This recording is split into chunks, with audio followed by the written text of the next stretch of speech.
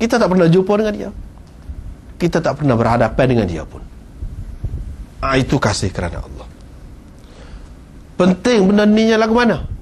Ikut gapo? Walaupun kita kata kita kasih kepada orang ni, nak menikah lah kita kata, mestilah kita tertarik dengan dia, dia tertarik dengan kita. Tapi tak boleh sekat tu.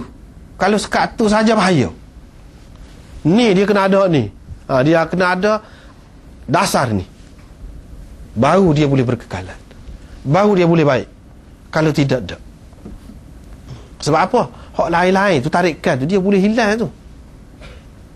Tapi kalau kerana Allah, kerana Allah, dengan sebab itu, apabila orang ada hak ni, dia tidak akan mengambil kira dari segi tarikan tu saja, zahir tu saja, tidak. Tapi dia mengambil kira hak lain,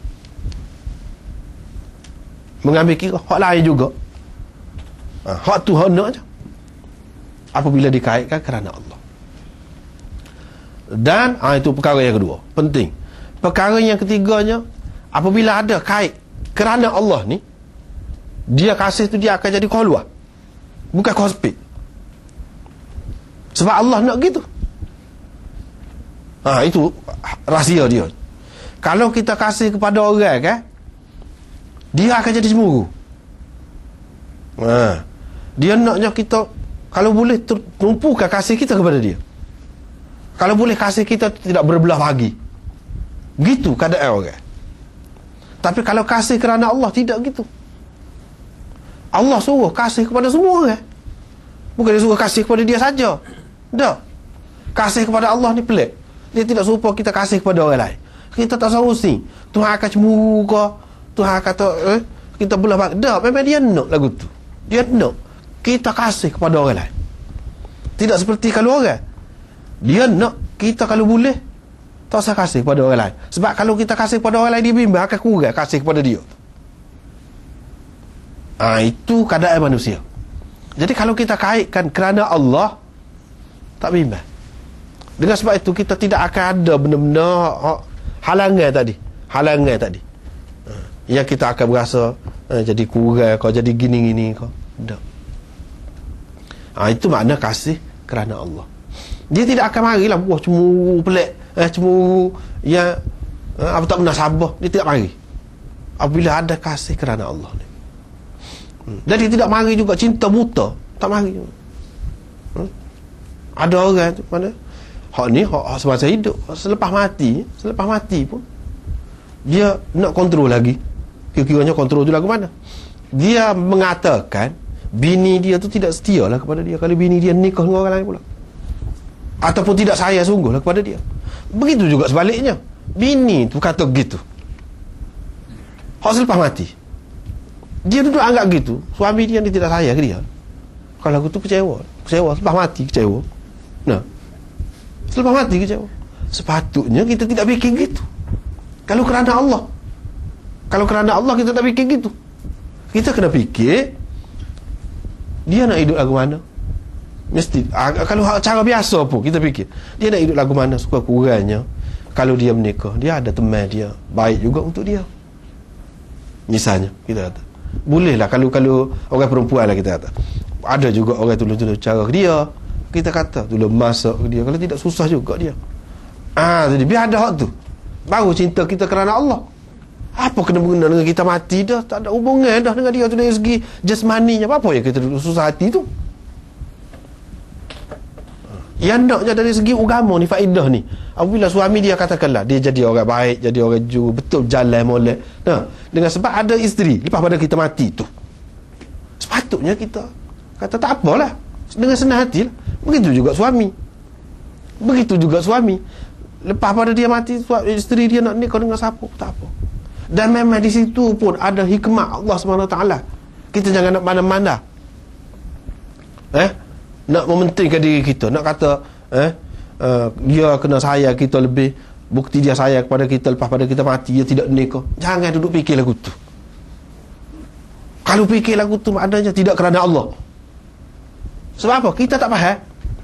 Satu contoh, saya rajin sebut lah kalau masa mengajar ni, sebut sama tu memang gitu. Saya ni tak ada kalau mak tak nikah lepas pada mati suami dia dulu, tak ada boleh mengajar ni.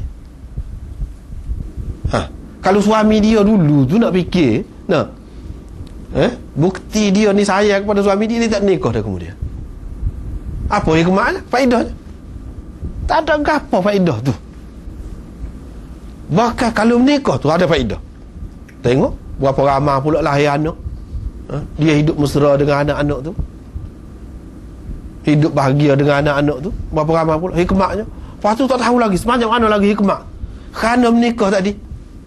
Tapi kalau ikut perasaan kita, boleh jadilah kita kata, dia tak sayang kita, pergi menikah dengan orang lain pula. Boleh jadi kita kata gitu. Itu ikut perasaan. Tapi kalau cinta kerana Allah, kita faham selalu, kita akan ikutlah Allah SWT rakyat tu boleh nikah. Lepas pada tu molek dah tu, molek dah tu. Tidak tak molek. Kita tak boleh fikir dengan akal kita jadi sebab agama lain. Agama lain sebab dia tak faham ni. Sebab tu dia kata kalau suami mati tak boleh nikah dah bini, walaupun sehari nikah. Lepas tu tak boleh nikah, pak mati tak boleh. Kalau menikah dipandang tak baik, dalam Islam tak ada tu. Boleh jadi dia lebih baik lagi. Kita kena fikir gitu. Boleh jadi dia lebih baik lagi. Jangan kita fikir mengikut akal kita. Berapa ramai kita kata hari ni hok jadi orang lebih-lebih, jadi orang istimewa, jadi orang baik-baik, jadi orang yang berjasa kepada umat. Dulu, semasa dulu tok nenek dia balah lah. Sebab apa? Hak ni madu dia. Dulu ada satu ketika dulu. Hak ni bini pak, kita kata. Bini pak lah kita kata. Ramai ni bini ni pak. Hak ni balah tengok ni, tak senang hati tengok ni. Hak ni tak senang hati tengok ni. Hak ni tak senang hati tengok ni. Mati belakang dah. 7 lapis dulu. Hak ni, hak kemudian ni dah. Hak jadi orang berguna ni, boleh jadi daripada bini hak tu, keturunan hak nak berdua. Boleh jadi daripada bini yang pertama, boleh jadi daripada bini yang ketiga, boleh jadi bini yang keempat. Siapa tahu? Kemudian jauh ni, nak sampai ke kiamat. Tak ada siapa dia tahu.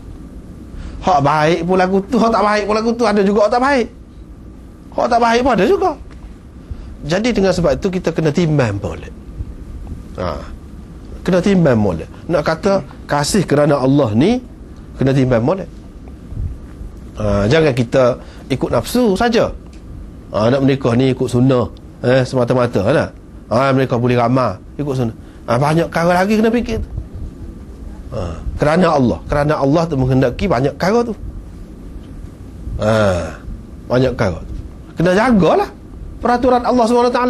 Tu baru menikah kerana Allah, mengikut sunnah sungguh. Kalau tidak, takut kita ni termasuk dalam ikut nafsu.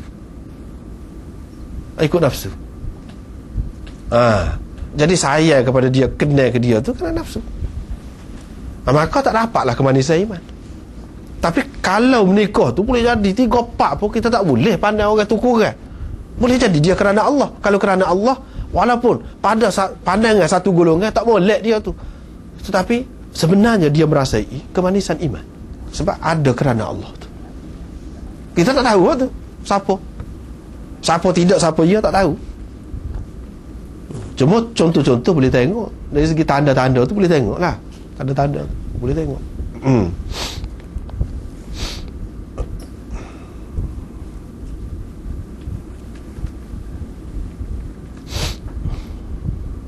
Wa an yakraha an ya'uda fil kufr kama yakrahu an yuqdhafa fin nar. Dia tidak suka kembali kepada kekufuran. Hak ni lebih dekatnya kalau kita kata di zaman Nabi dulu, ramai daripada mereka masuk Islam. Masuk Islam, asalnya tidak Islam, toksik, jadi kafir semula, kembali kepada kekufuran. Itu makna kembali kepada kekufuran. Mula dia kafir. Tapi bagi kita ni apa makna hadis ni? Bagi kita yang umumnya turun-temurun lagi, jatuh nenek lagi, boleh juga dengan makna menjadi. Mana kita tak suka kita jadi kafir, walaupun kita tak pernah jadi kafir. Kita tak suka kita jadi kafir. Seperti mana kita tidak suka dicampakkan ke dalam api. Gitu. Ada hak ni, maka seseorang itu akan merasai kemanisan iman. Kalau ada hak lain lagi, lebih lagi. Ni 3 perkara saja ni kah? Tidak.